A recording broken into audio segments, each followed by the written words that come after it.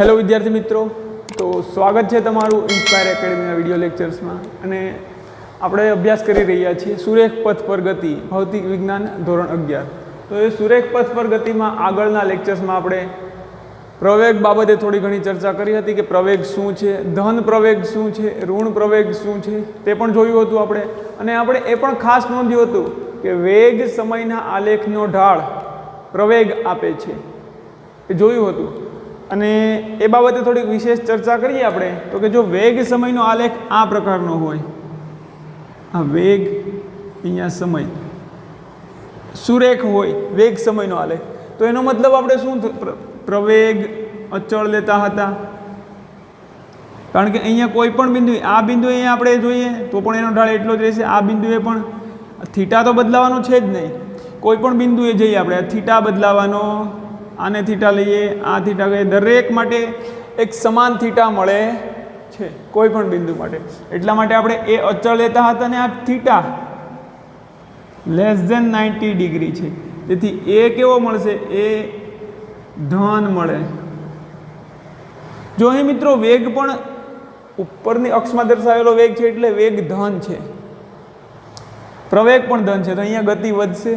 અન્ય એક એક્ઝામ્પલ, આવી સ્થિતિમાં હોય જ્યારે આલેખ, વેગ સમયનો આલેખ આપણને આ પ્રકારનો મળતો હોય ત્યારે અહીંયા સમયની અક્ષને સમાંતર હોય તો પ્રવેગ શું મળે, આનો ઢાળ કેટલો થાય મિત્રો, ઓબ્વિયસ થીટા 0 થાય.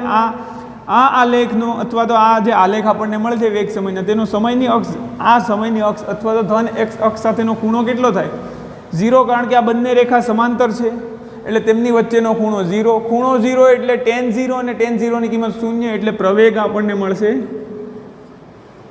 0. પ્રવેગ 0 છે એટલે કે વેગમાં ફેરફાર થતો નથી. વેગ શું થશે,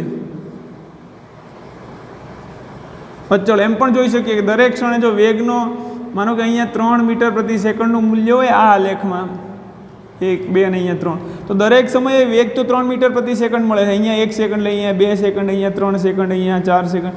કોઈ પણ સમયે આપણે જઈએ વેગનું મૂલ્ય કેટલું મળે છે, 3 મીટર પ્રતિ સેકન્ડ, એટલે વેગ તો અચળ છે. એ રીતે પણ સમજી શકીએ.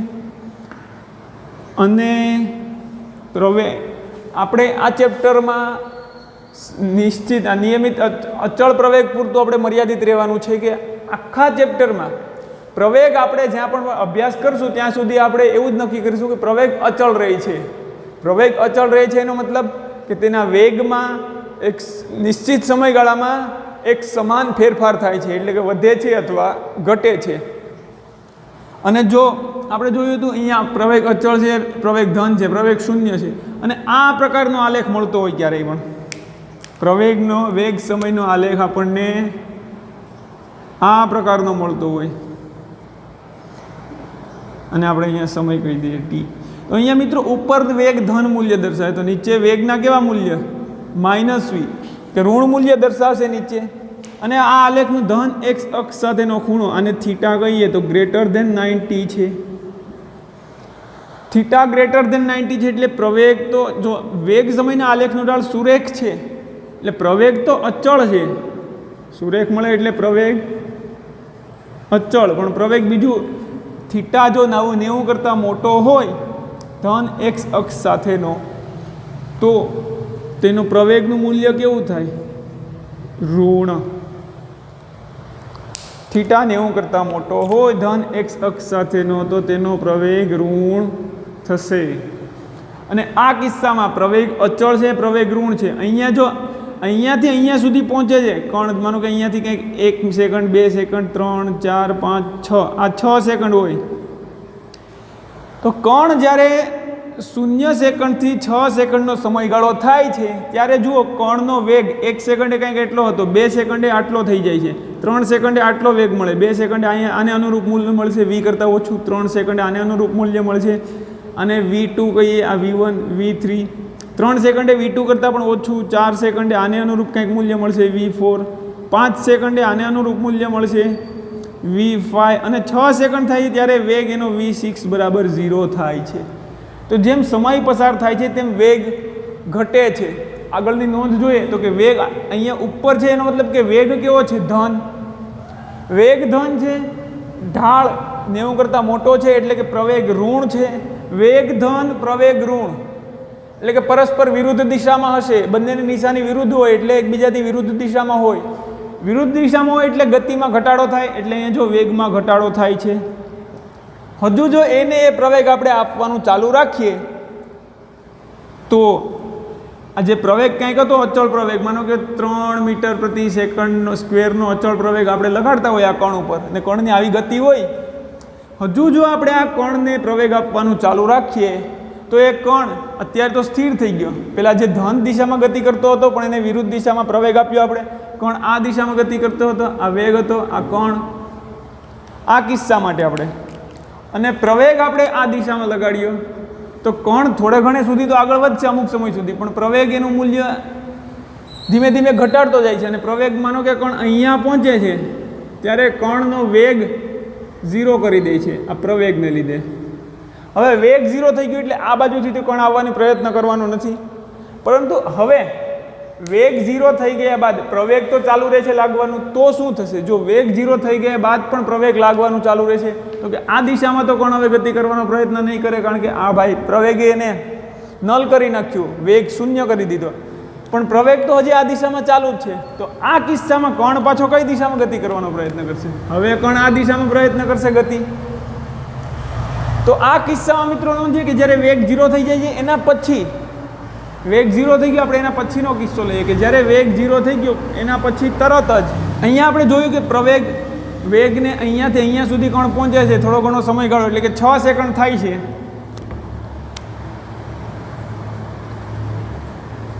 6 સેકન્ડ થાય છે ત્યાં સુધીમાં વેગ 0 કરી દે છે આ પ્રવેગ. આ કિસ્સામાં આપણે જોયું. હવે 6 સેકન્ડ પછીનો જેવો એના પછીનો ક્ષણ આવશે 6 સેકન્ડ પછી, ત્યારે શું કરશે? તો કે પ્રવેગ તો આ દિશામાં ચાલુ જ છે, પ્રવેગને આપણે હટાવતા નથી, એને કીધું છે કે ભાઈ તારે આ દિશામાં લાગવાનું, એટલે પ્રવેગને બીજું કાંઈ ન દેખાય.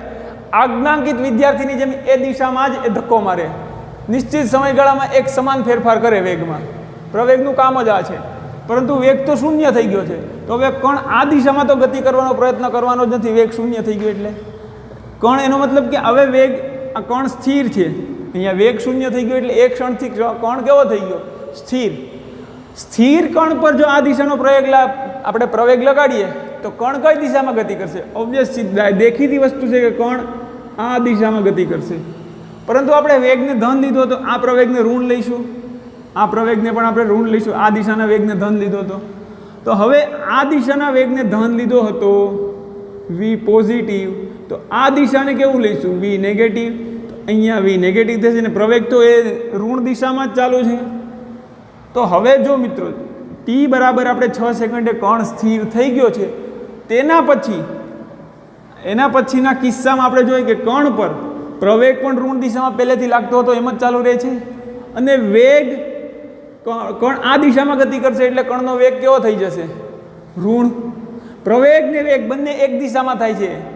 જો બંનેની નિશાની પણ એક છે, બે રીતે સમજાવ્યું હતું. જો બંનેની નિશાની એક હોય અથવા બંને એક જ દિશામાં હોય તો કણની ગતિમાં થશે વધારો, એટલે કણના વેગમાં વધારો થશે. તો જો આલેખ નીચેથી આગળ જાય છે, 7 સેકન્ડે કણનો વેગ અહીંયા ક્યાંક વધે છે. જો કે આ ઋણ મૂલ્યો ખાલી દિશા દર્શાવવા માટે છે. 8 સેકન્ડ થાય છે ત્યારે અહીંયા કંઈક આપણે નેગેટિવ આ v7 લઈએ 7 સેકન્ડ, અહીંયા 8 સેકન્ડ લઈએ તો v8. v7 કરતાં v8નું મૂલ્ય વધારે છે. આ ઋણ તો ખાલી દિશા દર્શાવવા માટે છે, ને ઋણ આપણે ઋણ વેગ હશે એટલે નીચેની અક્ષ પર દર્શાવીશું, સીધી વસ્તુ છે. એટલે ખાસ કાળજી રાખશું, ધન વેગ હોય તો ઉપરની અક્ષ પર, ઋણ વેગ હોય તો નીચેની અક્ષ પર. હવે કોઈ એવું ન પૂછે સાહેબ ઋણ સમય હોય તો, ઋણ સમયનો મતલબ કે આપણે ભૂતકાળમાં જઈ શકીએ છીએ, એવું ના હોય, સમય ધન જ હોય. તો માનો કે અહીંયા આપણે વેગને આગળ આ સમયની અક્ષને આગળ લંબાવીએ તો 9મી સેકન્ડે આપણને v9 મળે છે, 10મી સેકન્ડે આને અનુરૂપ v10 મળે છે. તો જેમ સમય વધતો જાય છે તેમ તેનો વેગ પણ વધતો જાય છે. શા માટે?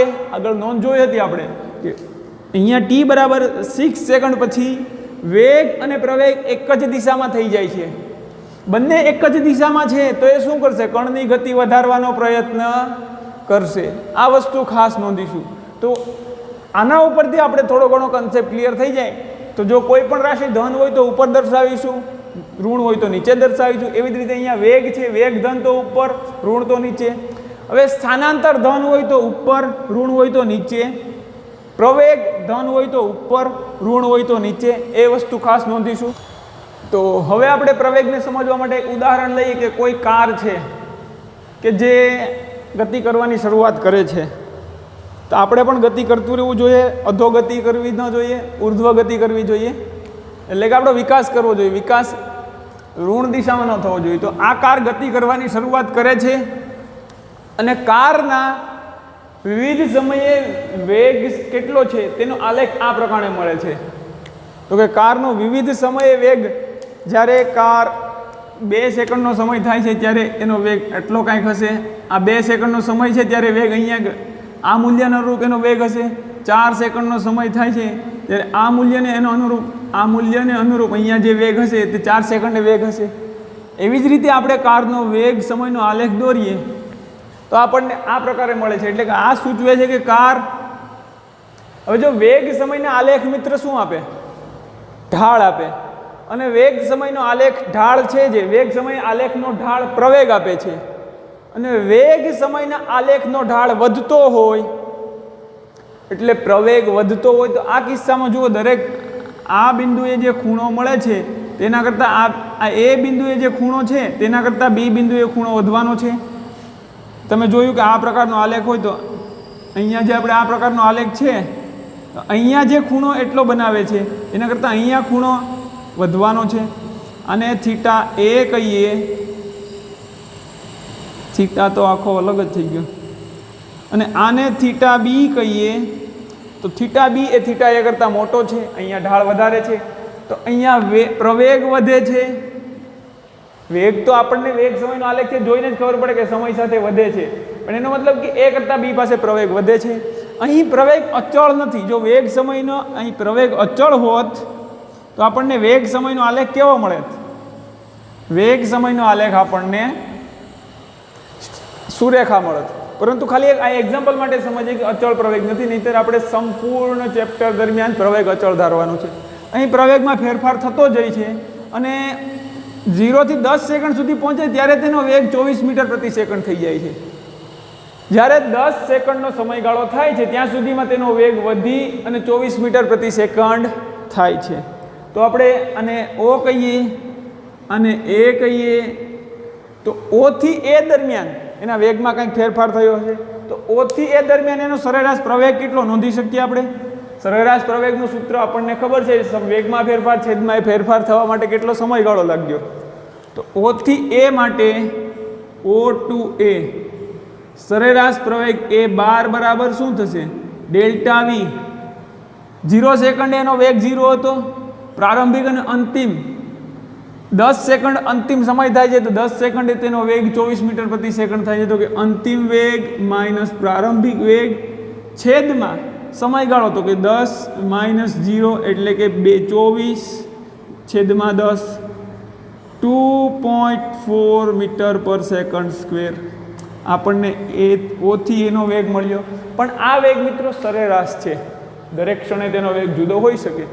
તો આપણે જો દરેક ક્ષણે તેનો વેગ મેળવતા જઈએ 10 સેકન્ડ સુધી, તો આપણને તેનો વેગ આપણે અહીંયા દરેક ક્ષણે એનો પ્રવેગ મેળવતા જઈએ. વેગ તો ખબર છે, દરેક ક્ષણે જો 0 થી 10 સેકન્ડ દરમિયાન એનો પ્રવેગ મેળવતા જઈએ તો આપણને ખબર પડશે કે પ્રવેગનું મૂલ્ય 4.8 જેટલું આવે છે.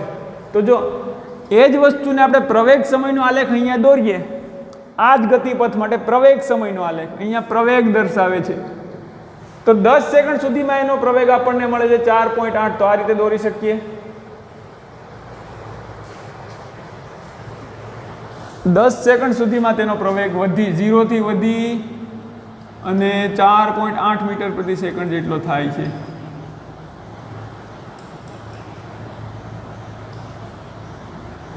ટી બરાબર 10 સેકન્ડ. તો આપણે નોંધ્યું કે જ્યારે કણ શૂન્ય સમયથી ગતિ કરી 10 સેકન્ડ સુધી પહોંચે ત્યારે સરેરાશ વેગ તો 2.4 મીટર પ્રતિ સેકન્ડ થાય છે, પણ એ 10 સેકન્ડે તેનો વેગ 4.8 મીટર વધી ગયું. 10 સેકન્ડ થાય છે ત્યારે તેનો પ્રવેગ 4.8 મીટર પ્રતિ સેકન્ડ જેટલો થાય છે.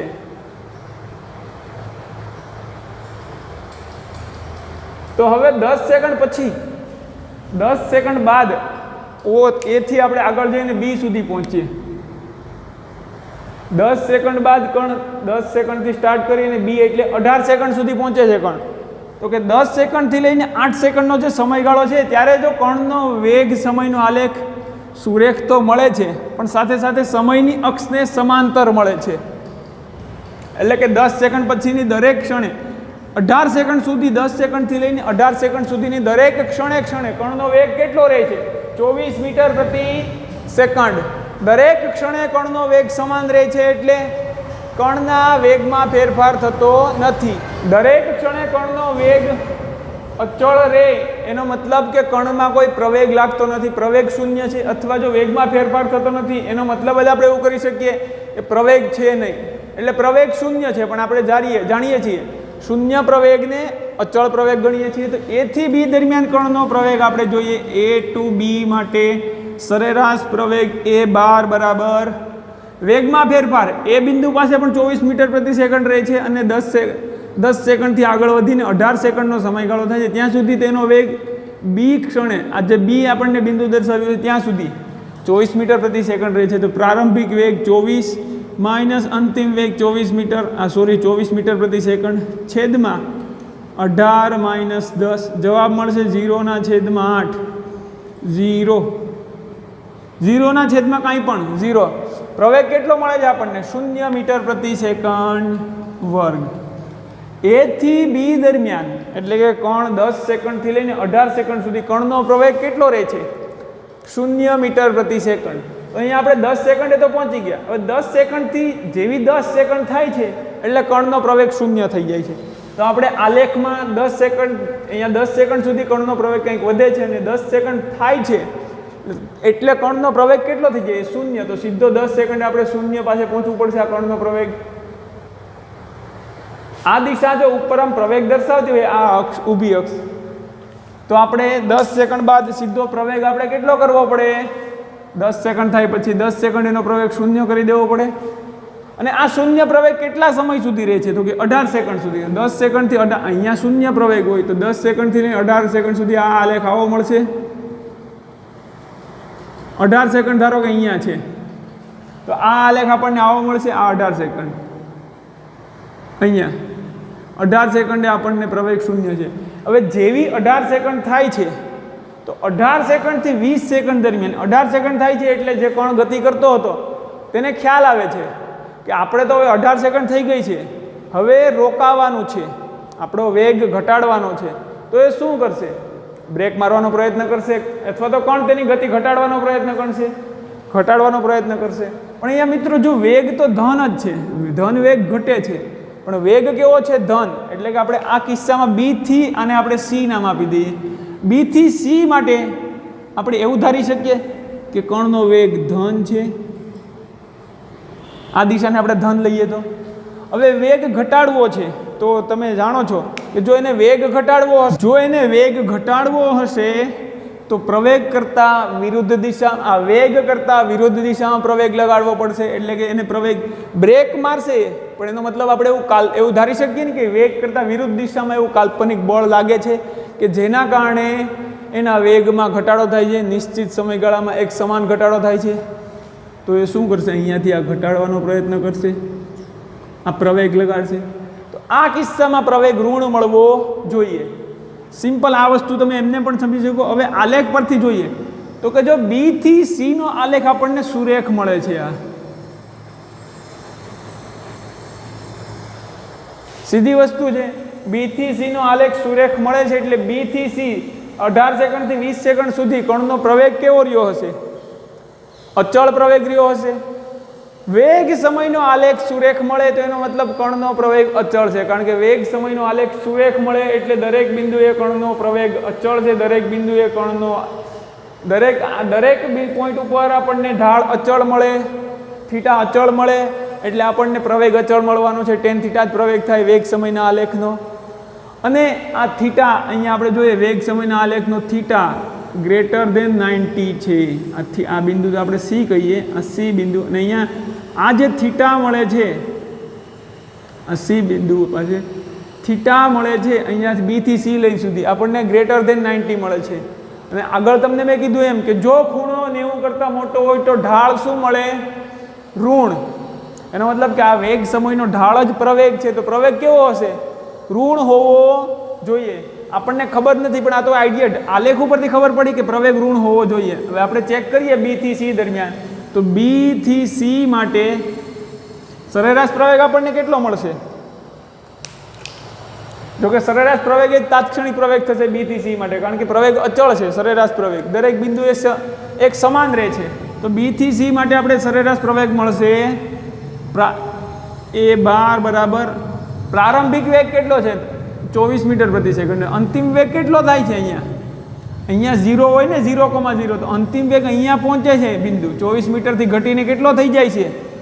20 સેકન્ડ થાય. ત્યારે 0 મીટર પ્રતિ સેકન્ડ વેગ 0 થઈ જાય છે, એટલે કણ સ્થિર થઈ જાય છે. તો અંતિમ વેગ 0 મીટર પ્રતિ સેકન્ડ ઓછા પ્રારંભિક વેગ 24 મીટર પ્રતિ સેકન્ડ છેદમાં સમયગાળો કેટલો થાય છે? 20 સેકન્ડ ઓછા 18 સેકન્ડ. આપણને આનો જવાબ મળશે -24/2. હવે -24/2 એટલે -12 મીટર પ્રતિ સેકન્ડનો વર્ગ. સરેરાશ પ્રવેગ આપણને ઋણ મળે છે. આપણે ઢાળ પરથી પણ કહી શકતા હતા કે સરેરાશ પ્રવેગ તો ઋણ જ મળશે.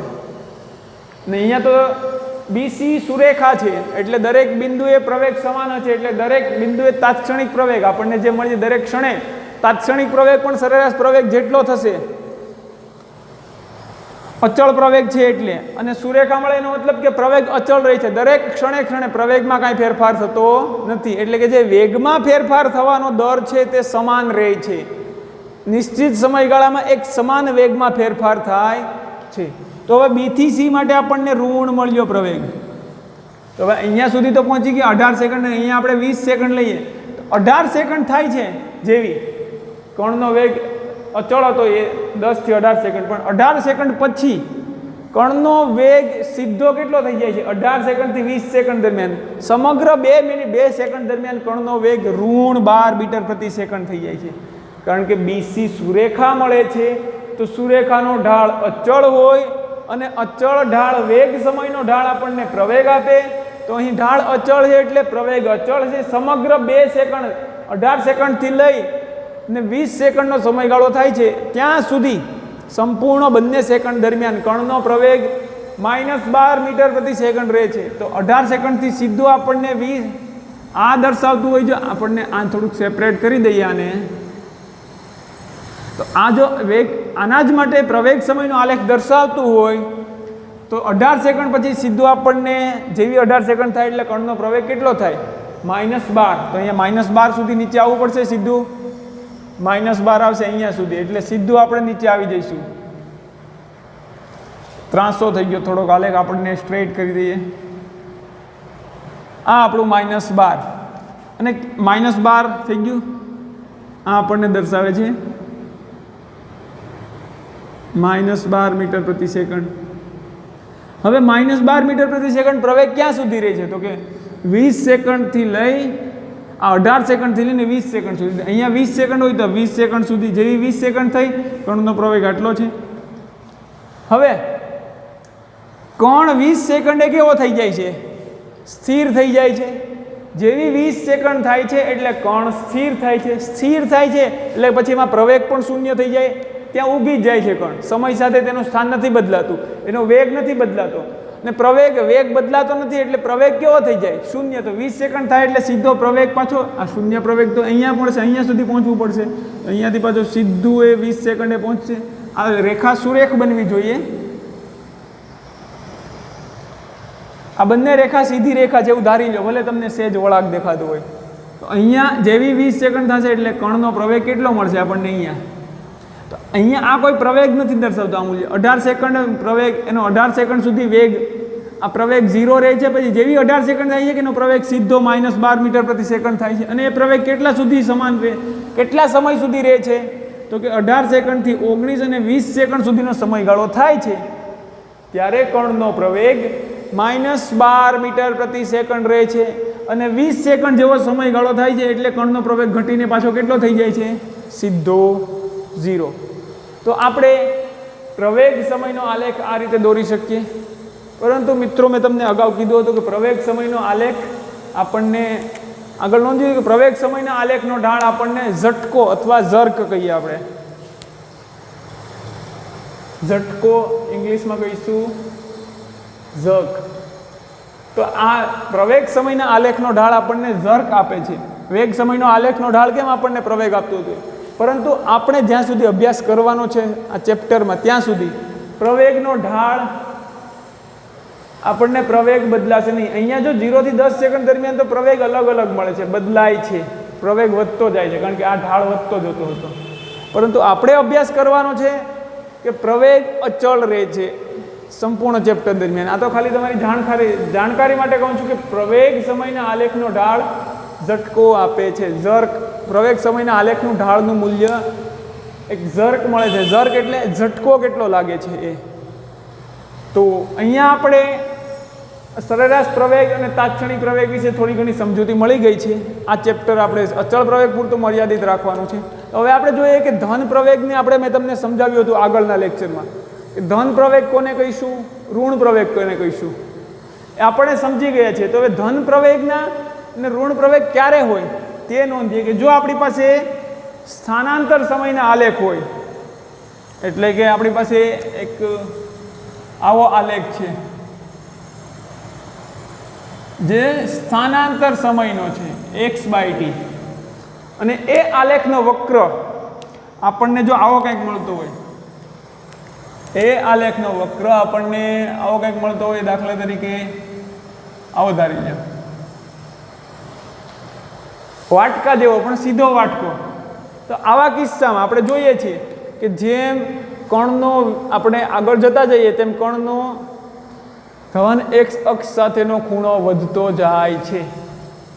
કણનો ધન x અક્ષ સાથેનો ખૂણો વધતો જાય છે, એનો મતલબ કણનો વેગ વધતો જાય છે. કણનો વેગ ક્યારે વધતો જાય કે વેગની દિશામાં કણનો પ્રવેગ હોય તો જ કણનો વેગ વધે અથવા કણની ગતિ વધે. અને અહીંયા આપણને વેગની દિશા સ્થાનાંતર ધન છે. જો ઋણ દિશામાં સ્થાનાંતર થતું હોત તો આપણને ઋણ વેગ મળત. અને આનો ઢાળ સ્થાનાંતર સમયનો ઢાળ પણ આપણને વેગ આપે. અને વેગનું મૂલ્ય જો અહીંયા થીટાનું મૂલ્ય 90 કરતાં નાનું થશે, અહીંયા આપણે ટ્રાય કરીએ થીટા દોરવાની, અહીંયા થીટા આટલો મળશે, અહીંયા થીટા આટલો મળશે. આ થીટાનું મૂલ્ય 90 કરતાં નાનું છે એટલે વેગ ધન મળશે. વેગ ધન છે આ કિસ્સામાં, વેગ ધન, અને વેગ વધે છે. વેગ ધન દિશામાં છે અને વેગ વધે છે. તો મિત્રો તમે જાણો છો કે વેગને વધવા માટે પ્રવેગ વેગની દિશામાં જ હોવું જોઈએ અને પ્રવેગની નિશાની પણ વેગની નિશાની જેવી હોવી જોઈએ. તો વેગ ધન છે તો આ કિસ્સામાં પ્રવેગ કેવો થશે? દે ધના ધન, પ્રવેગ પણ ધન થાય. કઈ રીતે પ્રવેગ ધન થાય તમે જોયું. તો આપણે યાદ રાખીશું કે આ પ્રકારનો વાટકો હોય. અહીંયા મિત્રો આ આલેખ કોનો છે નોંધવું પડે. સ્થાન સમયનો આલેખ સીધી વાટકી જેવો આપણને મળે તો પ્રવેગ મળે ધન. આનાથી ઉલટું જો સ્થાન સમયનો આલેખ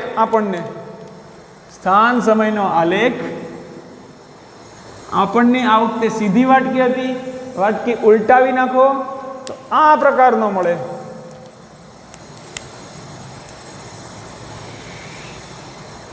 ઉલટી વાટકી મળે. તો અહીંયા મિત્રો આપણે નોંધીએ કે આ કિસ્સામાં શું થાય છે. આ પણ સ્થાન સમયનો જ આલેખ છે એટલે એ ન ભૂલાય. સ્થાન સમયનો આલેખ. આ કિસ્સામાં મિત્રો અહીંયા આપણને જે થીટા મળે છે આટલો થીટા હશે, એ જ થીટા અહીંયા ઘટી જાય છે. આ બિંદુ પાસે થીટા ઘટી જાય છે, તેવી રીતે આ બિંદુ પાસે સાવ ઘટી જાય છે થીટા. તો અહીંયાથી આપણે જેમ સમય પસાર થતો જાય છે તેમ સ્થાન સમયના આલેખનો થીટા ઘટે છે. અહીંયા વધતો હતો થીટા, અહીંયા થીટા ઘટે છે. એનો મતલબ આપણે જાણીએ છીએ સ્થાન સમયના આલેખનો જો અહીંયા થીટા 90 કરતાં નાનો છે, થીટા 90 કરતાં નાનો છે છતાં, એટલે કે થીટા નાનો છે એટલે ટેન થીટા ધન મળશે. અને સ્થાન સમયનો આલેખનો ટેન થીટા એટલે કે સ્થાન સમયના આલેખનો ઢાળ વેગ આપે છે. એટલે અહીં વેગ તો ધન છે, એટલે આનો અહીંયાથી આપણે એટલું ક્લિયર થઈ ગયું કે વેગ કેવો મળે છે, ધન. પરંતુ અહીંયા દરેક બિંદુએ જેમ આપણે આગળ જતા જઈએ તેમ થીટા ઘટે છે. થીટા ઘટે છે એનો મતલબ કે વેગ ઘટે છે. વેગ ધન છે અને વેગ ઘટે છે. ક્યારે શક્ય બને? તો કે વેગ ધન એટલે આ દિશામાં છે અને વેગ ઘટે છે. તો આપણે જાણીએ છીએ કે વેગ અને પ્રવેગના વિરુદ્ધ દિશા હોય તો જ વેગ ઘટે, અને વિરુદ્ધ દિશા એટલે એની નિશાની વિરુદ્ધ હોય તો વેગ ઘટે. વેગ આ દિશામાં હોય અને ઘટતો હોય એનો મતલબ કે પ્રવેગ આ દિશામાં છે. તો અહીંયા આપણને પ્રવેગ અને વેગની દિશા વિરુદ્ધ મળે છે. વેગ ધન દિશામાં છે તો પ્રવેગ આપણને ઋણ દિશામાં મળશે. તો અહીંયા પ્રવેગ આપણો ઋણ થશે. તો આપણે યાદ રાખીશું ધન પ્રવેગનો સ્થાન સમયનો આલેખ સીધી વાટકી જેવો હોય, ઋણ પ્રવેગનો સ્થાન સમયનો આલેખ ઉલટી વાટકી જેવો હોય. હવે વેગ સમયનો આલેખ આવો હોય તો શું થશે? वेग समय का आलेख अब ऐसा हो तो क्या होगा? हिंदी अपनी राष्ट्रीय भाषा है, क्यारेक क्यारेक बोलवी જોઈએ પણ हिंदी आता है तो आता है. वेग स्थान समयનો આલેખ. હવે મિત્રો એવો કિસ્સો આપણે ચર્ચવાનો છે કે જે તમને પણ આવડે છે. સ્થાન સમયનો આલેખ આપણને સમયની અક્ષને સમાંતર મળે. સમયની અક્ષને સમાંતર t = 0 સમયે પણ એનું સ્થાન એટલું જ હતું. સમય પસાર થવા છતાં એ સ્થાન બદલાવતો નથી. સમયની સાથે એનું સ્થાન બદલાતું નથી. એનો વેગ કેવો થઈ જાય? શૂન્ય. વેગ શૂન્ય થઈ જાય. હવે આપણે જાણીએ છીએ કે વેગ શૂન્ય છે એટલે કંઈક એનો વેગ શૂન્ય છે અને દરેક સમયે તેના વેગમાં ફેરફાર પણ શૂન્ય જેટલો થાય છે. તો વેગ શૂન્ય જ રહે છે એનો મતલબ કે એના વેગમાં પણ શૂન્ય ફેરફાર થાય છે. વેગમાં થતો ફેરફાર શૂન્ય અને વેગમાં થતો ફેરફાર એ જ પ્રવેગ છે. એ રીતે પણ જોઈ શકીએ એટલે કે પ્રવેગ શૂન્ય મળે છે. અથવા સ્થાન સમયના આલેખનો ઢાળ tan થીટા કેટલું મળશે? અહીંયા થીટા 0 છે, થીટા બરાબર 0, તેથી tan થીટા 0 મળે. સ્થાન સમયના આલેખનો ઢાળ એટલે કે tan થીટા 0 મળે. સ્થાન સમયના આલેખનો ઢાળ વેગ આપે, વેગ 0 મળે છે અને થીટા બદલાતો નથી, અચળ રહે છે. થીટા 0 જ રહે છે એટલે વેગ શૂન્ય જ રહે છે. વેગ શૂન્ય રહે છે એટલે કે તેના વેગમાં ફેરફાર થતો નથી, અને વેગમાં ફેરફાર થતો નથી એટલે પ્રવેગ શૂન્ય છે. વેગમાં ફેરફાર થતો નથી એનો જ મતલબ કે પ્રવેગ શૂન્ય છે. તો હવે મિત્રો સ્થાન સમયનો આલેખ આપેલો હોય તમને ત્યારે પ્રવેગ ધન ક્યારે મળે, ઋણ ક્યારે મળે અને પ્રવેગ શૂન્ય ક્યારે મળે. અને આપણે જાણીએ છીએ કે શૂન્ય પ્રવેગને અચળ પ્રવેગનો કિસ્સો ગણવાનો છે કારણ કે પ્રવેગ શૂન્ય જ રહે છે, બદલાતો નથી. તો અહીંયા પણ પ્રવેગ અચળ રહે છે, પણ અહીંયા આપણે યાદ રાખીશું પ્રવેગ શૂન્ય છે. અચળ ભલે હોય, એ અચળ છે પણ કયા મૂલ્યથી અચળ? તો કે શૂન્યનું મૂલ્ય અચળ રહે છે. પ્રવેગ શૂન્ય છે, યાદ રાખીશું. તો પ્રવેગના સ્થાન સમયના આલેખના ઢાળ પરથી આપણે પ્રવેગ ધન ક્યારે છે, ઋણ ક્યારે છે, આ રીતે મેળવી શકીએ.